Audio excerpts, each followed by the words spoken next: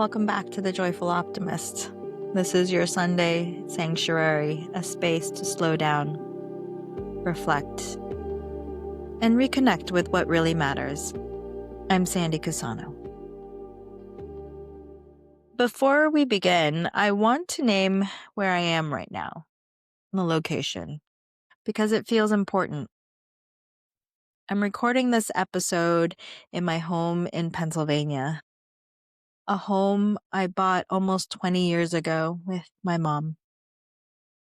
A big, beautiful, slightly colossus of a house that we ran as a bed and breakfast. And it became a part of our shared story. It's also a home that's now for sale. So if you hear a little echo or a different kind of quiet, that's why. Before we go any further, just take one breath with me.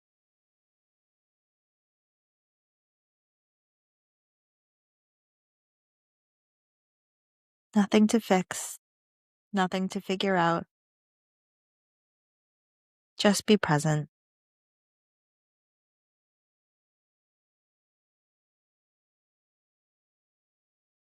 As I've moved through different seasons of my life, as I've gotten older, pivoted, taken risks, rebuilt, and let things fall apart and come back together, one truth has kept resurfacing. With every challenge I overcame, every milestone I achieved, every version of success I thought I wanted, I cared less about achievement and more about experience. Less about how life looked like, more about how it felt. At the time, I didn't have words for this. I just knew. I just knew intuitively that the way I wanted to live had to change.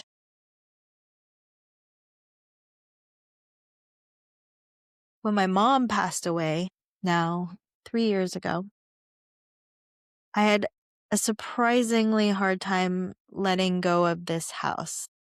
Not for the sentimental reasons people often assume.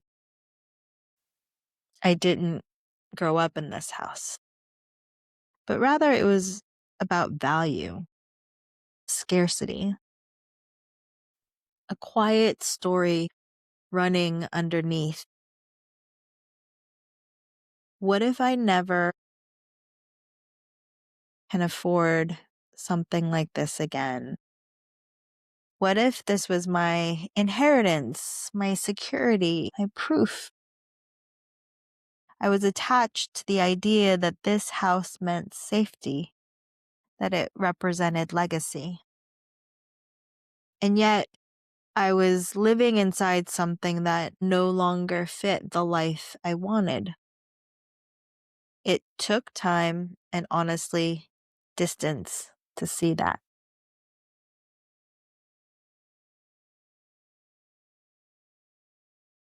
So, back in 2019, one of the moments that clarified everything came when my life looked the least certain. I had left my corporate career of over 2 decades, and I didn't know what was next. There was no 5-year plan. But rather than forcing answers, I made one decision. I'm going to go traveling. What was supposed to be 6 months turned into 8. I traveled through Asia with 2 simple promises to myself.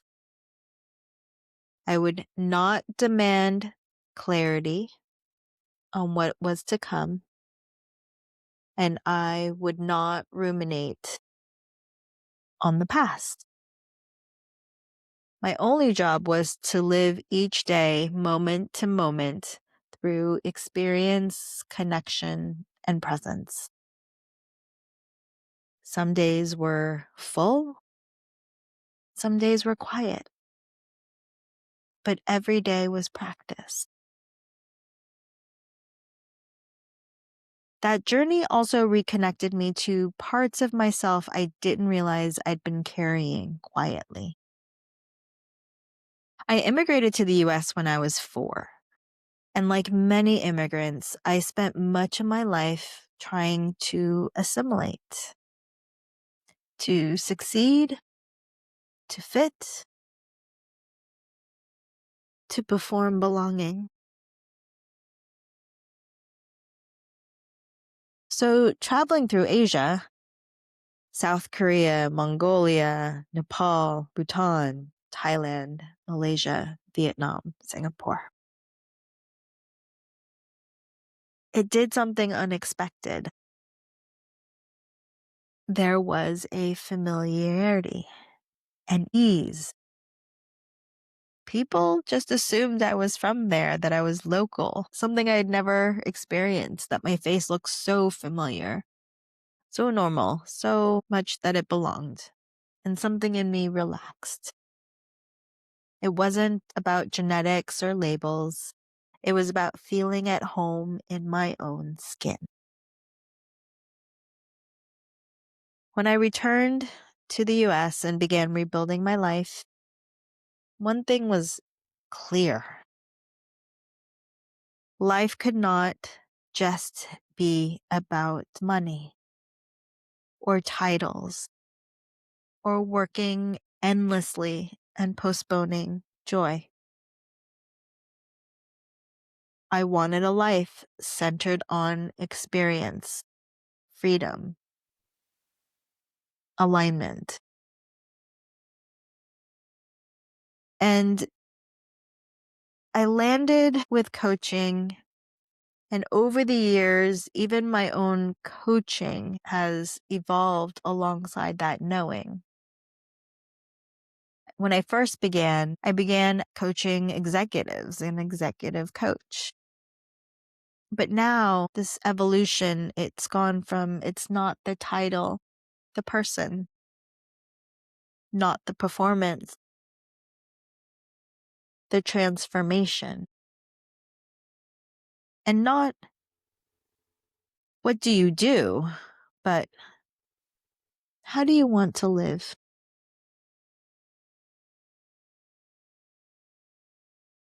For a long time, I lived this philosophy without a name. And then I came across 2 words: true wealth.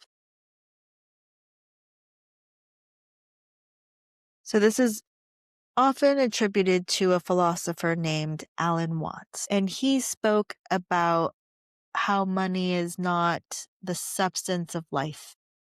It's a symbol, an accounting tool. And I've always believed that. I've always had this innate belief that money was energy, a resource, something that needed to flow. And he would say that the real wealth of life is connect, experience, nature, presence, and our capacity for joy. And boy, when I read that, I felt something click.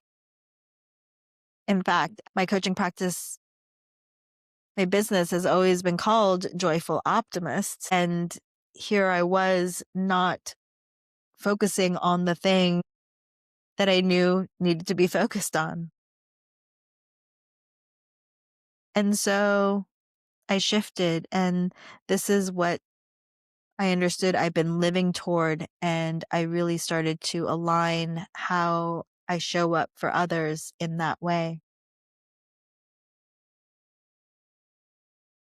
And this lineage of thinking and belief systems influenced by Vedanta, Buddhism, Taoism, it has been a part of me and has shaped me for all my life.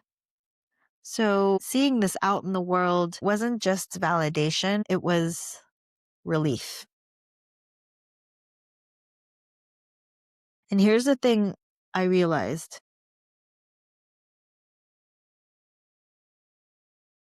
And I realized it most as I sit in this house. My first and truest teacher of true wealth is my mom. And she didn't have the words either. And like any good Asian mom, she valued education and stability. But, never did she have that get in the way of discouraging my curiosity, my movement, my desire to be in the world. She encouraged me to listen to my intuition, live fully, to just go. And she passed away in this house, and I will always be grateful that I was with her and could hold her hand and express my gratitude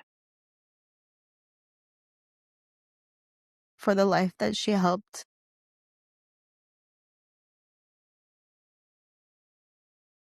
design for me.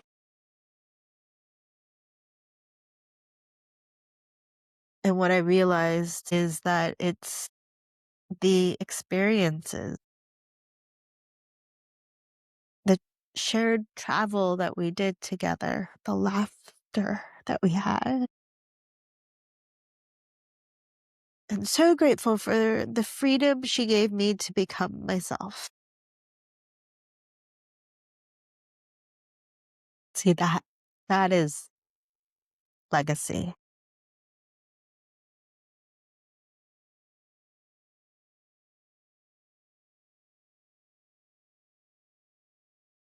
So it's time for us to pause together. And if you want, this is a good time to grab a journal or just simply reflect with me. The question for us today is, when you imagine a truly wealthy life, what does it look like?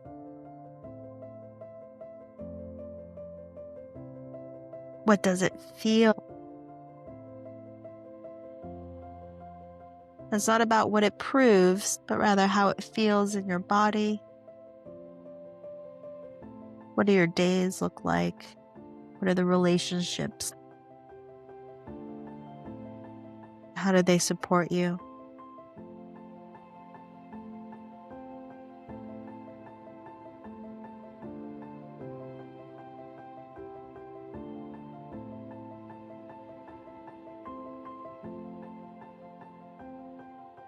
And as a follow-up question, you can ask yourself, what are you holding on to that might be ready to be released?